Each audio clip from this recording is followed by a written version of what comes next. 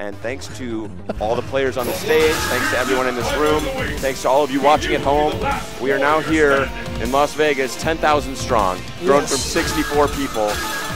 Every aspect of this event is produced and run entirely by the community, the fighting game community. You saw Seth Musi come up and talk about the graphics, Oscar winners. We've got lighting experts, video experts, Mr. Spooky running the stream. Everybody coming together, making a real family effort. Combo video makers for our entertainment. And Momochi looks like he's pulling a little bit of a trick card into this mix. He's going to play Jury. We saw him use this character at CEO, and he surprised a lot of people. Not a lot of people were aware that he had this character in his repertoire. She's a very interesting character, another one that got significantly stronger into the Ultra Edition. And she plays a really interesting mid-range control game, much like Rose's own kind of control game. It's an interesting choice because Rose can reflect a lot of those fireballs back, turning the weapon against her. But it's interesting. Okay, there we go. The Jury has just enough movement options to create interesting challenges. Maybe hoping to chase down a couple of backdashes with some EX dive kicks. Yeah, and another thing to look out for is, of course, the activation on Jury's fireball will itself cancel a fireball. So in the process of throwing a fireball, you can cancel one of Rose's own fireballs and send one back her way. And always just kind of throwing out that fireball, but not actually storing it a lot of the time, just to stay busy, to always be active, so it's very hard to see what his plan is. Oh, wow. Using that meter he just gained from those focuses to activate Ultra. Oh, base out. Oh, right in the foot. Very cool stuff. He baited Momochi into using the EX pinwheel to try and reverse, and didn't do anything to sit there and block it and let the orbs take care of her on the way down. Yeah, they're projectile invincible, so she didn't get hit during it, but as soon as it finished, Louffy took advantage of that. Something else interesting I noticed potentially in round one, I think Momochi may actually want Louffy to reflect the fireballs because it gives him a chance to jump in for free and generate some pressure. Oh, nice, got to him. He's going to be able to get the soul throw. Nice forward dash from Louffy to escape that pressure. Oh, just out of range of the crouching fierce, and that's going to hurt for Momochi. Now, got to be careful. Momochi has to be very careful because Louffy has a full meter. One low strong into Soul Spiral will be the death of Jury. Well, now in chip danger as well. Oh, burns a lot of it. Oh, but the low strong coming out fast enough. And Louffy from France is going to go up 1-0 over Momochi from Japan. Momochi just coming off of a win at Southeast Asia Majors. Got second place at CEO to Infiltration. And Momochi here looking like he might be out of gas a little bit. Like as we know, Jury is sort of his surprise counter picker. It's not a terrible surprise anymore. I'm sure he's not intending it as a shocker, but obviously not happy with his other option or primary option of going back to Ken. Ken against Rose is a difficult fight. Yes. He knows that. He doesn't want to go there, but his Jury was shut down pretty convincingly. Louffy looked very strong, I thought, in that match. The thing about it is Momochi has a ton of different characters to use. We've seen him win majors with Cody before. He busted out at the Capray at CEO. Yeah, a lot of strong stuff. He's just a smart overall player, but that can also work against you by defraying your focus a little bit and also putting you into tough decision-making situations like now. You don't want to be having to think hard about which character you're going to choose, but that's what he's forced to do, and let's see what his adjustment will be. Just trying to zone him out with those fireballs here. Louffy getting in, trying to get in. Oh, opportunity. Yep. The other dangerous thing about the fireballs, rather than going for too many reflects, Meltdown Louffy has just been using him to build up his ultra meter.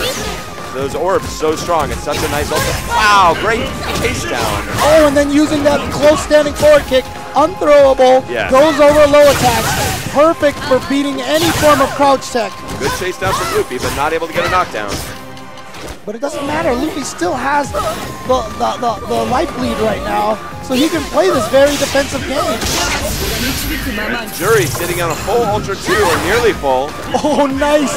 Erases both. With one EX Fireball. Smart stuff from Momochi. He's looking for that opportunity to set up the Ultra 2, but he needs a knockdown or some other sort of solid approach.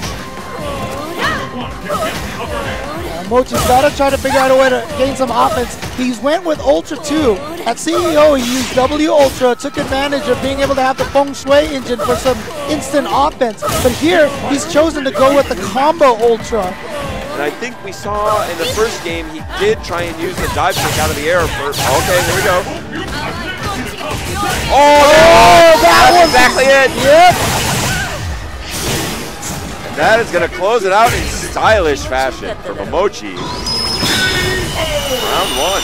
Caught him with the fuzzy guard. Normally that jump strong will not hit a crouching character as an overhead. But if they block a jump attack first and then crouch, they go into crouching state, but during the transition, they're still tall. Still vulnerable, yes. And he converted that into, of course, the EX dive. I was saying in the first game, he had tried to use that just a little bit, just to threat with it. And Meltdown's Louffy had some really, really strong responses to it. But he finds it in the corner.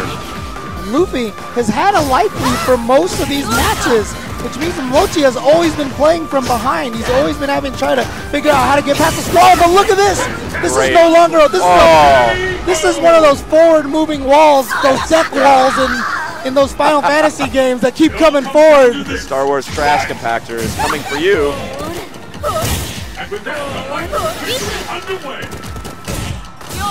Oh, got him. Good juggle there. Nice focus backdash, and now we just said that Momochi's always been playing from behind, but now it is Luffy's turn to try to get in there and do some damage. And he does. Exactly that. Oh, a great bait, and that vacuums you in now, so it'll always hit, but that means you can always punish it. Looking for that hit. Wow, and just not even trying to challenge Juri out of the air, just backdashing away. Rose, another character with a really strong backdash. Oh, he really thought about going for that. Oh, he got the combo. What? What? No. I think we're anticipating that standing forward yet again. Rose players love it. Louffy, very smart, holding strong, baits it out, watches him sail into the air and effectually closes it out. That is another strong game from Louffy. Yeah, and like I said, those ones are the easiest to read. I always call those the desperation uppercuts. If you've heard me commentate before, I use that term a lot. It's when your life is down very low and you're just so desperate to get your momentum or get your win. You do your wake-up ultra, you do your wake-up uppercut because you're suffering. But the problem is, that's exactly what your opponent understands. So That's the mind game in action, yeah. Exactly. It's that much easier to read an uppercut, a wake-up situation like that. Okay. We're good. They will play on. We're good. And now Momochi with his back against the wall has gone to Ken. Obviously, he did not want to go to Ken before, but as Juri came up just flat short. Some impressive stuff there for a while, but not enough against Louffy. Yeah, really surprised he's not trying to go with a character like DiCaprio, a little more unorthodox, maybe Louffy not ready. However, I know Ali Yoon has been playing a lot of DiCaprio as well, and I got to imagine Louffy and Ali Yoon maybe have had a decent amount of practice. I don't want to, pretend that they live right next to each other and play every day. Although they both live in France. Yes. How far away can you be in France? Right. Of course, we get that all the time living in California, giant state. I will say, the orbs, yeah. Yeah, very smart stuff. And what's so difficult is you'll notice about this match. Oh, wow. Nice completion. All the way into the corner, too. He went from one corner to the other. Yeah, that ultra really allowing you to steal momentum away from your opponent and put on some easy offense. But the difficult thing about this match, and I'm sure that Momochi was concerned about this in advance, is there's virtually no area of the screen where Ken is really in control or in a strong position, other than after having a knockdown against Rose, maybe some mix-ups. Of course, that's always advantageous. But just in general, in terms of the range dance. It's okay, though. It's okay. Louffy. Nothing to be worried about. Yeah, like you were mentioning about distances, when we talked about that Fudo versus Snake Eyes match. Oh wait, here we go. Momochi with a chance. Oh no, with nothing. Oh, the short one. Silence. Great jump by Momochi. Oh wait, that might have been enough. Got the tiny advantage, but he's trying to hunt for that. Timer scam. Good stuff.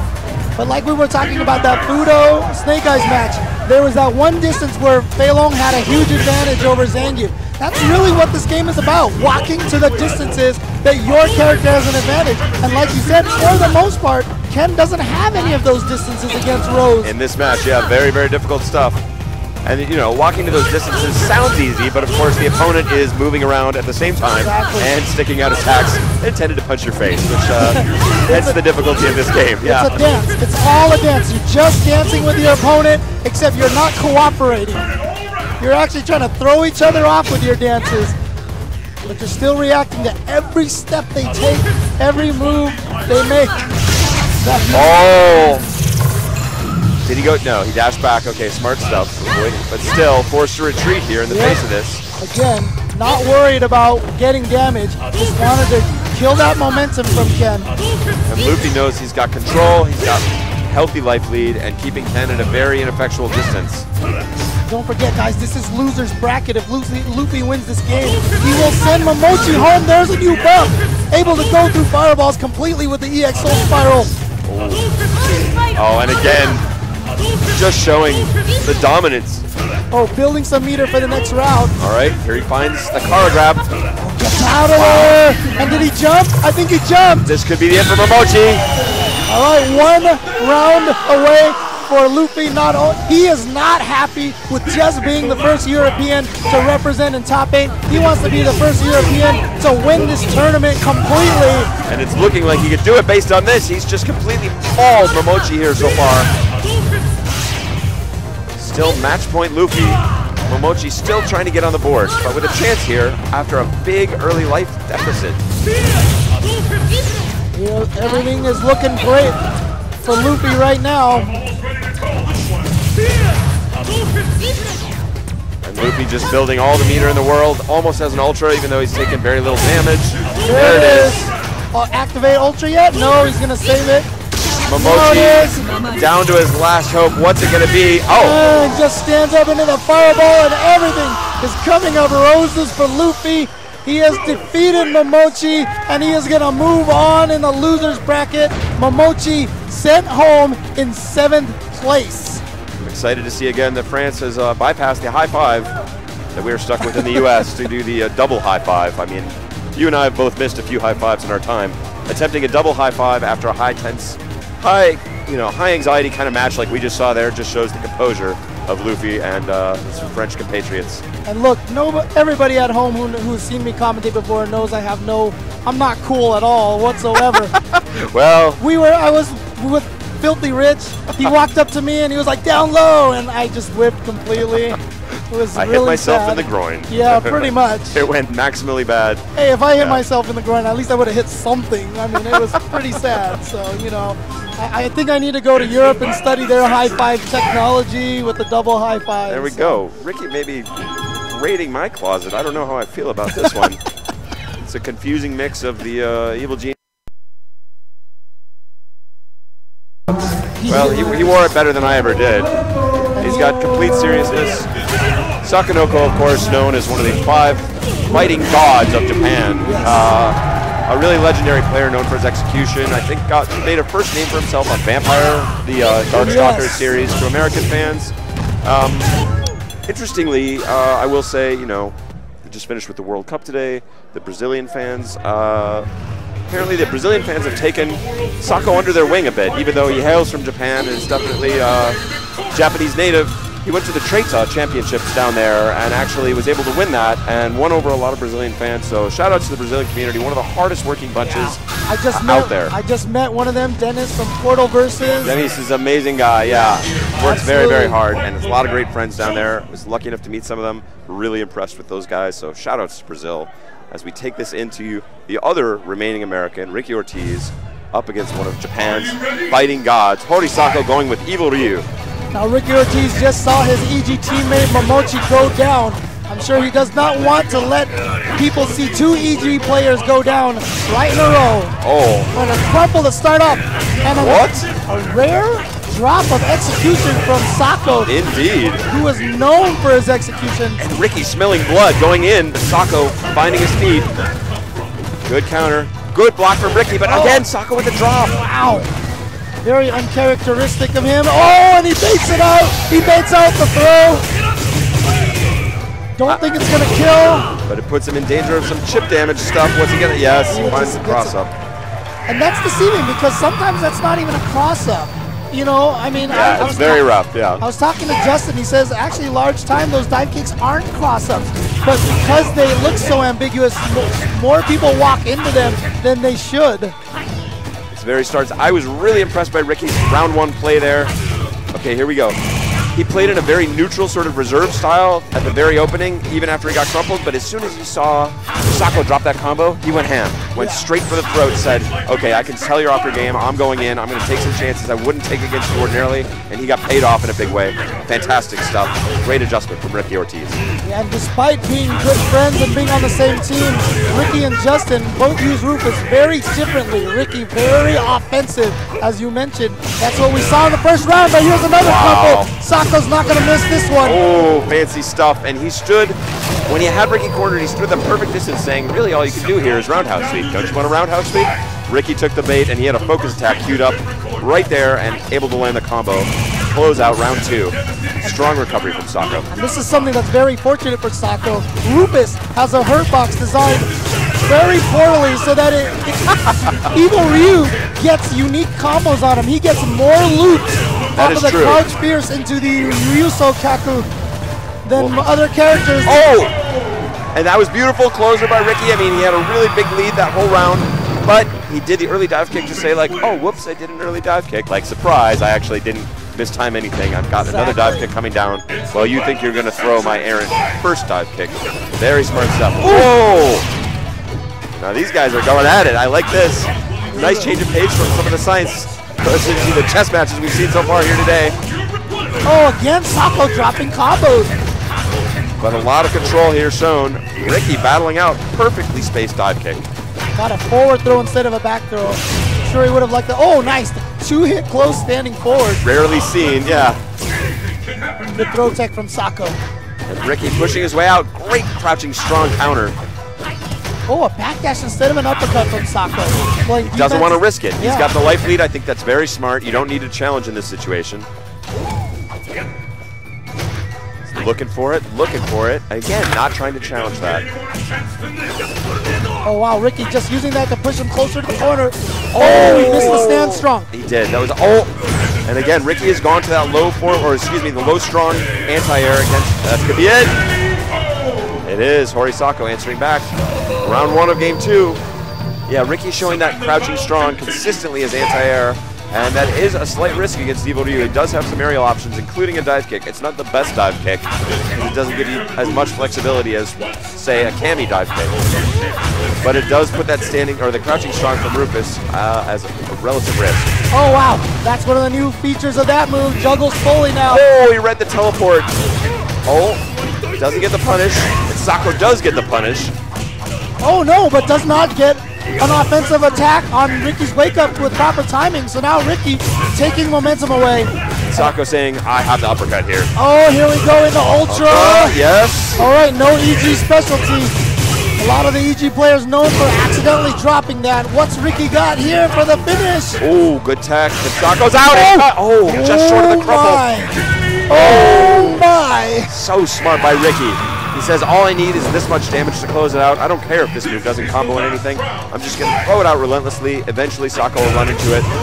Sako jumping in now and finding max damage. Oh, it baits it out. Okay. Ricky getting away. And there you saw one, the Rufus specific combo right there. Yes. He could have went for another 2 or 3 axe kick loops after the FADC, but instead chose to bait out Ricky's meter. Great tech there from Ricky, staying alive in this round after that horrific opening combo from Sako.